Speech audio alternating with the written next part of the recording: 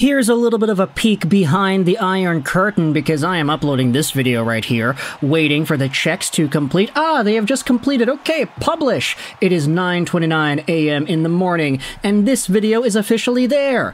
Alright, fantastic, and we gotta go out there and post the tweet. Awesome, awesome, awesome. But with all this in mind, we have ourselves even more signings to go out there and talk about because 2 Vancouver Canucks are going to Boston. It is 2011 all over again. No, it's not. That didn't really happen in 2011. But the NHL Bruins have done a significant amount of legwork on both Nikita Zadorov and Elias Lindholm as free agency opens. And shortly after, I mean like an hour after, we finally had ourselves the contracts announced and finalized. Elias Lindholm and Nikita Zadorov are heading over to Boston. They're shipping up to Boston. Whoa, whatever the song is. Dun dun dun dun dun dun dun dun dun dun dun dun. Let's take a look at this. So Nikita Zadorov has signed a 6-year deal with the Bruins, carrying a $5 million AAV contract. Ay.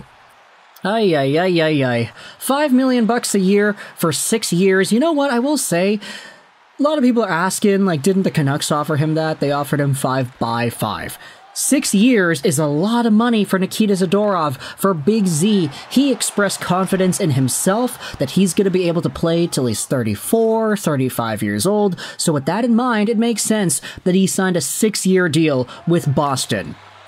Now, is he going to play as well as he did in the 2024 Stanley Cup Playoffs for 6 years? Who really knows? He was an absolute monster, a beast, a shutdown machine, puck-breaking out machine, and goal-scoring machine, all rolled into one 6'6" frame in the Vancouver Canucks 2024 playoff run. He was astounding, he was one of the MVPs, but could the Canucks commit that dollar amount and that term to Big Z? Patrik Allvin said no. He said he cannot overpay for a single player, and I guess in the eyes of Allvin, this right here would be seen as an overpay. Now, it all boils down to what version of Nikita Zadorov you're getting, because as we had said, if you get this version of Zadorov, the 23-24 regular season version of Zadorov, 6 points in 21 games with the Flames, 14 points in 54 Vancouver Canucks games, if you're getting that guy, then I don't know if he's really worth $5 million a year for 6 years till he's 35 years old. But if you get this Zadorov for 82 games in a season, the 8 points in 13 playoff games that he had, absolute gamer, absolute playoff performer, and a shutdown monster along the way, then okay, this version of Zadorov is worth $5 million a year for 6 years. If you get that guy for 82 games a season, then you're cooking. But the Boston Bruins, you know, they're making that bet that that is exactly what they are getting. And even when Zadorov is okay, when he's just normal Zadorov in the regular season, he's still a big dude. He can still destroy opposing players and make lives difficult for the opponent. He can still go out there and deliver big hits and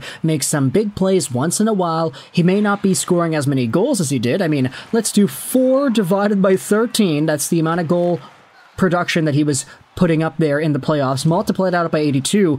This is a 25-goal pace from a 6'6" big defenseman. That's astounding. Not to say that Big Z will ever do that or not do that at any point in the next 6 years with this contract, but I'm just saying, Nikita Zadorov's playoff run for Vancouver in 23-24 was one for the absolute ages, and it will go down in history as one of the most impactful things a Vancouver Canuck has done in any playoff run forever, pretty much. This will go down as huge Vancouver Canucks lore, and you can say that there is some extra lore attached to that because Nikita Zadorov was acquired by Vancouver from the Calgary Flames. And guess what? From Calgary to Vancouver and now over to Boston, it is not just Big Z, it is also Elias Lindholm, who is signed with the Boston Bruins, a $7.75 million AAV 7-year deal. Ay.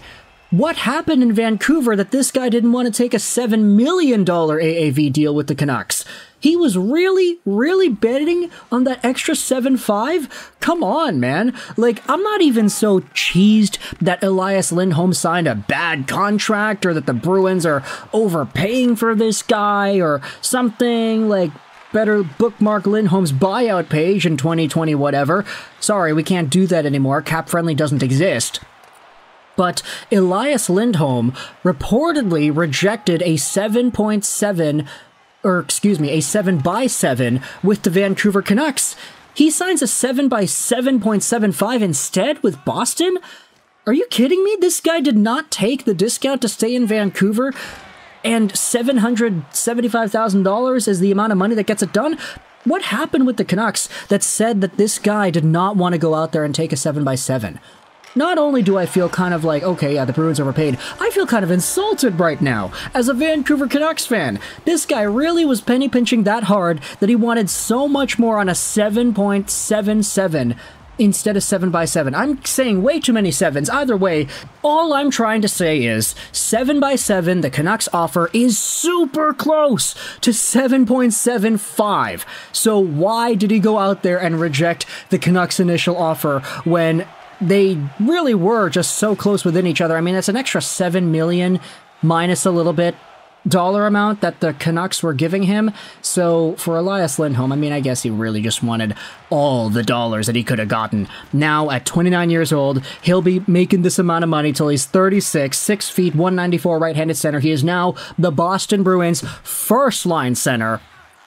And if you take a look at his production, 12 points in 26 games with the Canucks, that was really bad. He was injured for a good chunk of that. 10 points in 13 games in the playoffs, though. He was an absolute beast, too, alongside of Dakota Joshua and Connor Garland. That third line was astounding. Lindholm on the power play was great. He also ended up scoring one of the most important goals of the entire Vancouver Canucks playoff run. He scored the first goal in the playoff run in Game 1 against Nashville. He also scored the overtime winner in Game number 4 to seal the deal and give the Canucks a 3-1 series lead. That was the miracle comeback game the Canucks had, where they barely edged out a huge deficit in the final minutes. It was crazy, that game.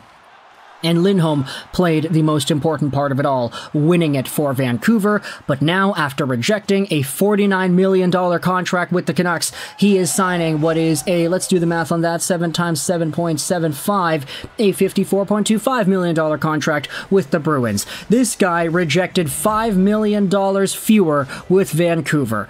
Are you kidding me, man? Are you kidding me? Who knows if he does get bought out? Who knows if he just wanted the opportunity? There were already so many rumblings of him leaving Vancouver and going to Boston. But to see Nikita Zadorov do the same thing? Yeah, no. The Boston Bruins call them the Boston Canucks because Big Z and Elias Lindholm are both shipping up to Boston. Let me know your thoughts in the comment section below about these two contract signings. I hope you enjoyed this video. And bye.